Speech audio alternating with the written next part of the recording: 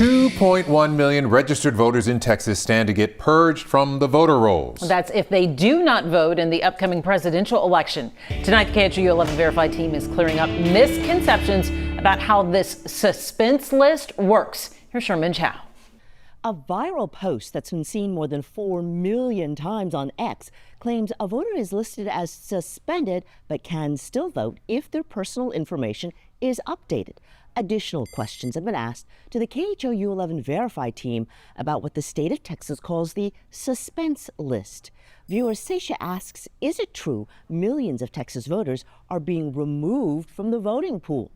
We went to our sources, including the Fort Bend Elections Administrator, the League of Women Voters Texas, the Brennan Center for Justice, and the Texas Secretary of State's office. Every state in the country conducts regular voter list maintenance, and in effect, they're required to do so by federal law. Texas is one of 44 states, along with the District of Columbia, that must abide by the National Voter Registration Act of 1993. The law requires voter roll maintenance. However, the rules vary on how states maintain them.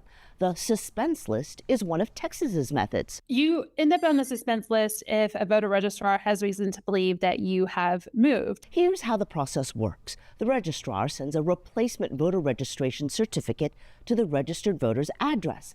Now, this is a non-forwardable piece of mail, and failure to return it, or if it comes back as undeliverable, lands you on the suspense list because the address couldn't be validated.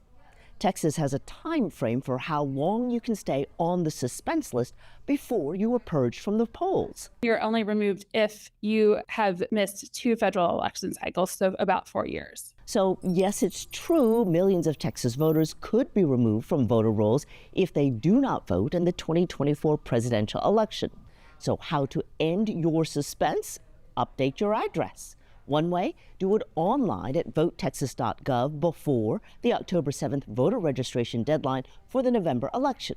However, if on election day you are still on the suspense list, you will be able to vote. All you have to do is attest to your address. You'll just fill out a form at the polling location, and you will be able to vote that day, and you will be off of the suspense list. With your Verify, I'm Sherman Chow.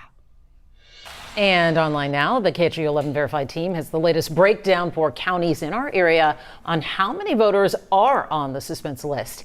It's easy to reach out to us, by the way, with your Verify questions. Simply send an email to us at verify@khou.com.